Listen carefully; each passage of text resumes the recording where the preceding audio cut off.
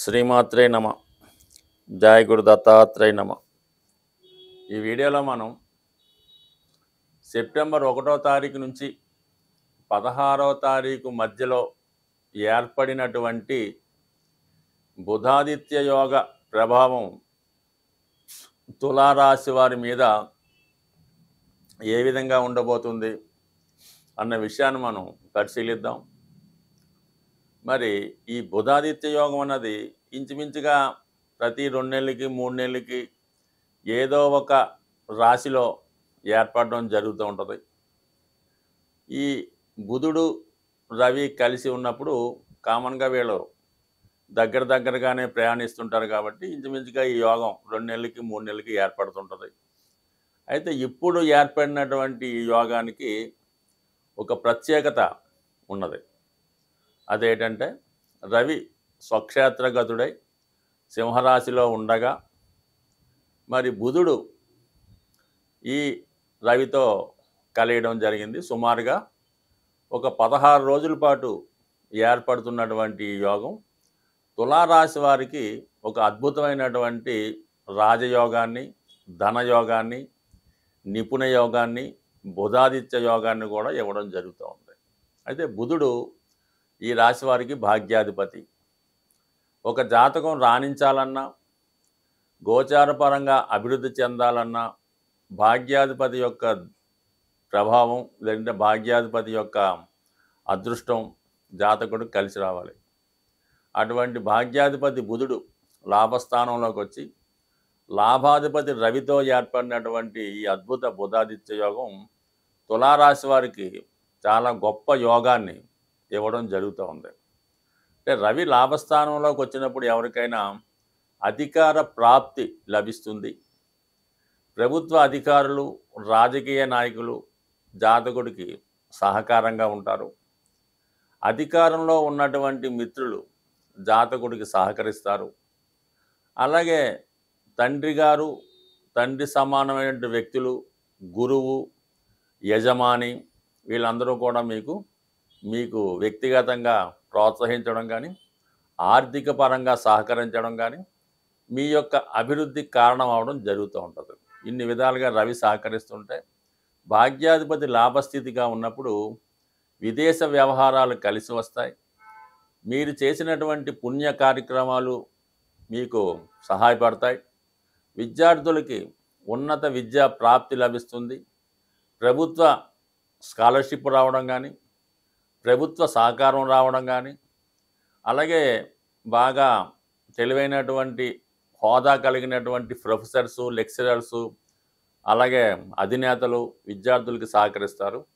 విదేశ విద్య అవకాశాలు రావడం కానీ, మంచి పేరు పొందినటువంటి ఇన్స్టిట్యూట్లో సీట్ రావడం కానీ లభిస్తూ ఉంటుంది. అంటే ఏదన్నా ఈ అద్భుత యోగం తులారాశి వారికి బాగా యోగించే అవకాశం ఉంది. ఇక మిగతా విషయాలు పరిశీలించినప్పుడు మరి ముఖ్యంగా పంచమ స్థానంలో ఉన్నటువంటి శని వక్రగమనంలో ఉంటూ ఈ బుధుడి మీద, రవి మీద దృష్టి పెట్టారు. అంటే ఇక్కడ ఏమైంది, అటు భాగ్యాధిపతి, అటు పంచమాధిపతి, అలాగే శని లగ్నానికి యోగకారకుడు కదా, శని యొక్క బలం కూడా పెరుగుతుందన్నమాట. అంటే ఒక విధంగా కేంద్ర కోణాధిపతుల యొక్క కలయిక ఏర్పడడం వల్ల ఒక లక్ష్మీ యోగం ఏర్పడుతుంది. ఉద్యోగంలో మార్పు కొరకు ఏదైనా మీరు ప్రయత్నం చేస్తుంటే, గతంలో మీరు ఏదన్నా ఒక పదవి కోసమో, ఒక అవకాశం కోసమో ప్రయత్నం చేసి మధ్యలో మాని వేసి ఉన్నా అది అనూహ్యంగా మీకు కలిసే అవకాశం ఉంది. అంటే ముఖ్యంగా ఈ పూర్వపుణ్యం లాంటిది మీకు కలిసి రావడం వల్ల మీలో ఉన్నటువంటి టాలెంట్కి తగిన గుర్తింపు రావడం జరుగుతూ ఉంటుంది. ఇది ముఖ్యంగా ఈ తులారాశిలో సినిమా, టీవీ, మీడియా రంగంలో వాళ్ళు, సాఫ్ట్వేర్ రంగంలో వాళ్ళు, బ్యాంకింగ్, అంటే ఏదన్నా బాగా ఫేమస్ అయినవి, పబ్లిక్తో బాగా సంబంధం ఉన్నటువంటి వృత్తిలో ఉంటారు.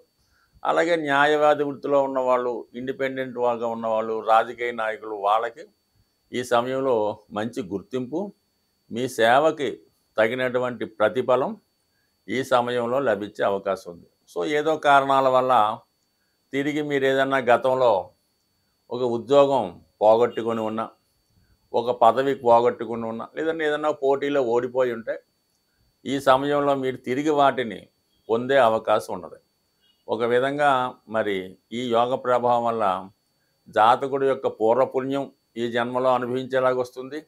ఈ జన్మలో జాతకుడు చేసుకున్నటువంటి మంచి కార్యక్రమాలు కూడా ఈ సమయంలో ఫలితంలోకి, అంటే అనుభవంలోకి ఈ సమయంలో జాతకుడికి రావడం జరుగుతుంటుంది. కాబట్టి మరి ఏదన్నా మీరు ఈ సమయంలో కొత్త ఉద్యోగం ప్రయత్నం చేస్తున్నా, లేదంటే ఏదైనా ఉద్యోగం మారాలన్నా, లేదంటే మీరు చాలా కాలంగా ఏదైతే చేద్దాం అనుకుంటున్నారో ఒక వ్యాపార ప్రారంభం కానీ, లేదంటే ఒక ప్రాజెక్ట్ ఏమైనా తయారు చేసి దాన్ని ప్రజెంట్ చేద్దాం అనుకున్నా, లేదా మీలో ఉన్నటువంటి వృత్తిలో నైపుణ్యాన్ని పెంచుకోవాలనుకున్నా ఈ సమయంలో 100% అది మీకు కలిసి వచ్చే అవకాశం ఉంది.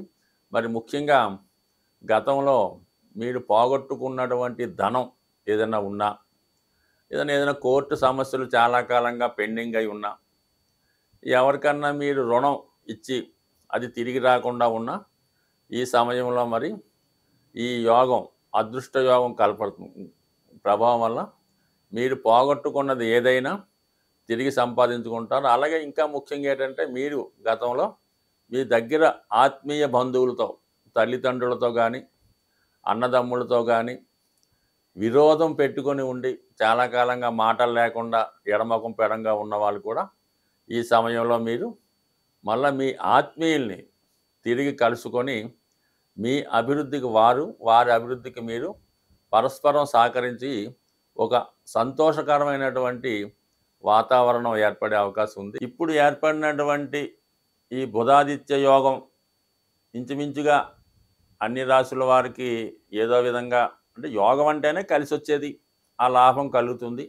అయితే ఇంకా మనకి బాగా కలిసి రావాలి అనుకున్నప్పుడు మరి ఈ బుధాదిత్య యోగ ప్రభావం బాగా అదృష్టవంతంగా రావాలంటే అటు రవిగ్రహాన్ని అటు బుధగ్రహాన్ని మనం ప్రసన్నం చేసుకుంటే ఖచ్చితంగా మీకు ఈ ఫలితం ఇంకా అనేక రెట్లు పెరుగుతూ ఉంటుందన్నమాట. మరి బుధగ్రహ అనుగ్రహం వల్ల ఏంటంటే మనకి వ్యాపారం, విద్య, కుటుంబ సమస్యలు ఇవన్నీ లేకుండా ఉండాలి, మంచి బుద్ధి కలగాలి, మంచి ఆలోచన రావాలి, మనం ఎవరి చేత మోసపోకుండా ఉండాలి అనుకుంటే బుధుడు మరి విష్ణుమూర్తి యొక్క ఆరాధన వల్ల ప్రసన్నుడు అవుతాడు. ఓపిక ఉన్నవాళ్ళు మరి విష్ణు సహస్రనామ పారాయణ చేయడం వల్ల, బుధవారం రోజు వెంకటేశ్వర స్వామి ఆలయంలో తులసిమాల సమర్పించడం వల్ల, లేదు మీకు అవకాశం ఉంటుంది మీ గృహంలోనే వెంకటేశ్వర స్వామి చిత్రపటానికి తులసిమాల మీరే స్వయంగా తయారు చేసి అలంకరించడం వల్ల, గోవిందనామాలు పారాయణ వల్ల విష్ణుమూర్తి ప్రసన్నమయ్యే అవకాశం ఉంది. ఇంకా సులభంగా అంటే తులసి మాల మార్కెట్లో లభిస్తూ ఉంటుంది. ఆ తులసి మాల బుధవారం ధరించడం వల్ల బుధుడు మీకు అనుకూలిస్తూ ఉంటాడు. అలాగే విఘ్నేశ్వరుడు, అంటే విద్యార్థులకు విద్య బాగా రావాలంటే, వ్యాపారం అనుకూలంగా సాగాలంటే విఘ్నేశ్వరుని బుధవారం రోజు గరికతో అర్చించడం, గరికతో పూజించడం. మరి ఆ పూజించినటువంటి గరిక మీ బుక్స్లో కొద్దిగా పెట్టుకోవడం కానీ, తల మీద పెట్టుకోవడం వల్ల కానీ ఖచ్చితంగా మీకు జ్ఞానోదయం అయి మంచి జ్ఞాపక శక్తి రావడం జరుగుతూ ఉంటుంది. మరి బుధుడు ఎటువంటి పాపగ్రహాలతో కలకుండా బుధుడు స్వచ్ఛందంగా ఉండాలంటే కంపల్సరీగా మీరు విష్ణుమూర్తి ఆరాధన, విఘ్నేశ్వరుడి పూజ చేసుకోవడం వల్ల అటు చదువులోను వ్యాపారంలో అభివృద్ధి కలుగుతుంది. ఇక రవి అన్నది ఆత్మకారకుడు.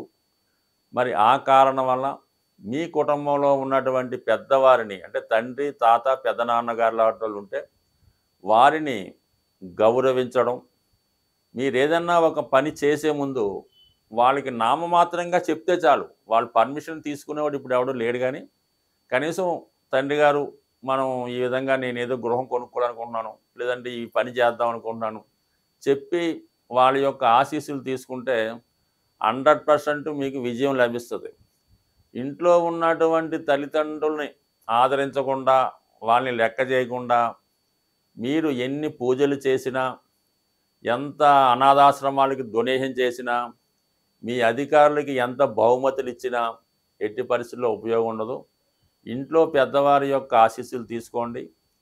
వారి యొక్క ఆరోగ్యం కొరకు శ్రద్ధ తీసుకోవడం మంచిది. అంటే ఏదన్నా వాళ్ళకి ఇబ్బంది వచ్చినప్పుడు కనీసం ఏదో ఒక పారాసెటమాల్ టాబ్లెట్ అన్న వాళ్ళు కొనివ్వడం వల్ల ఖచ్చితంగా మీకు రవి ప్రసరణ అవుతాడు. అలాగే మరి ప్రతిరోజు కంపల్సరిగా సూర్య నమస్కారం, ఆదిత్య హృదయ పారాయణ, మీ చుట్టుపక్కల ఉన్నటువంటి ఓల్డేజ్ హోమ్లో కానీ సీనియర్ సిటిజన్స్ అంతా ఒక చోట మీట్ అవుతుంటారు. వాళ్ళకి ఏదన్నా సత్కరించడం కానీ, వాళ్ళ యొక్క యోగక్షేమాలు తెలుసుకోవడం కానీ, ఇటువంటివి చిన్న చిన్న కార్యక్రమాలు వృద్ధులకి పెద్దలకి చేయడం వల్ల శని యొక్క అనుగ్రహానికి, తద్వారా రవి యొక్క అనుగ్రహానికి తోడ్పడి విశేషంగా మీ యొక్క అభివృద్ధి కలిగే అవకాశం ఉంటుంది. స్వస్తి.